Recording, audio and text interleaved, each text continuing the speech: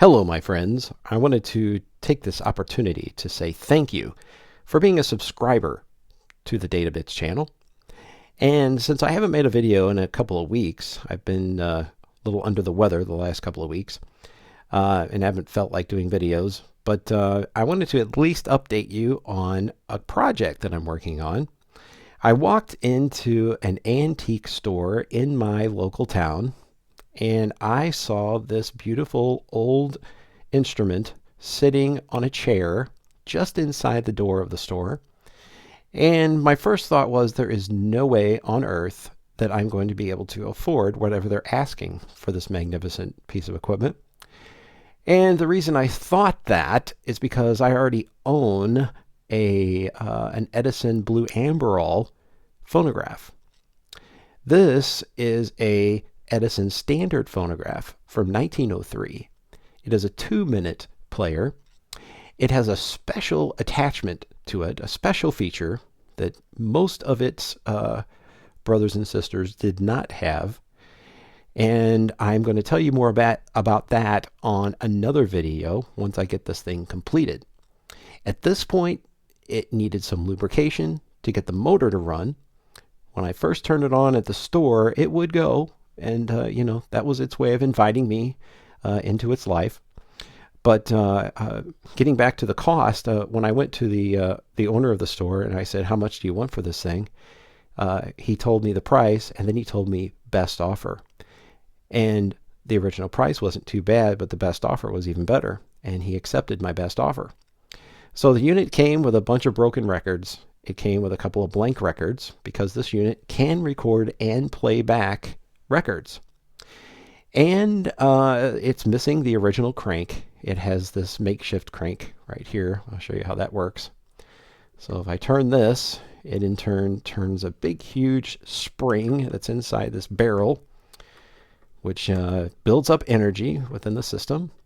And then from that energy drives all of these gears, including this governor right here, which in turn drives this belt, which drives all this upper mechanism up here. So I was very excited to be able to afford this unit, and now it's going to be a work in progress simply because it didn't come with everything. It needed a stylus, and so the stylus was sent to me as a purchase from another YouTuber out there named the Victrola Guy. He was the first guy I contacted because I knew of his knowledge of phonographs, and I said, "Hey, what do I have here? I know I have something special, but what is this thing?" He wrote me back and told me exactly what it was. So from there on, he has been giving me advice, and I have been doing the motor work on my own, but the advice I've needed from him was to do with the playback mechanism, which is this part right here, as well as the recorder mechanism, which is not here on my workbench, but there's a horn that attaches to this part here to magnify the audio. So I don't have a real horn for it yet. I don't have the stylus attached yet. It's on its way. And I don't have a real crank for it. But look at this.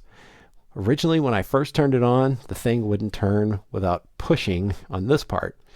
But now, after I've lubricated it, watch the magic. You just flip the switch and off she goes. So I'm very proud of the fact that I've been able to get it going to this point. I'm not a mechanic. I don't work on cars. But this has been an easier project, I guess, for me. It doesn't run on a combustion engine, so I guess that is where my skill comes in. So anyway, this is a Thomas Alva Edison invented machine to play back music, sound, voice from records on 2-minute wax cylinders. And I am excited about being able to finish this project and share its finalized repair with you. So stay tuned. We'll hopefully get to that soon. Let me show you another project that I'm working on as well. My second project involves a briefcase. Yes, a briefcase. A briefcase that has been mated with a record cutter.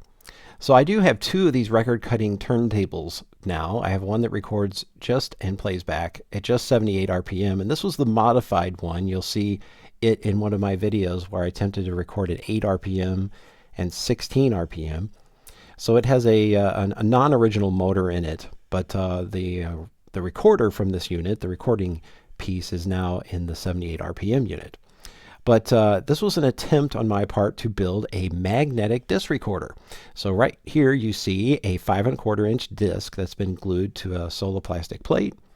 I want to put a magnetic head within this part right here, and I want to be able to record magnetically onto discs and play them back in the same fashion. So that is a work in progress as well. I will keep you posted on the progress of that experiment. But hey, it looks pretty stylish, right? It's got a handle. It's got some pretty brass-looking clips in the front. So what a way to go, right?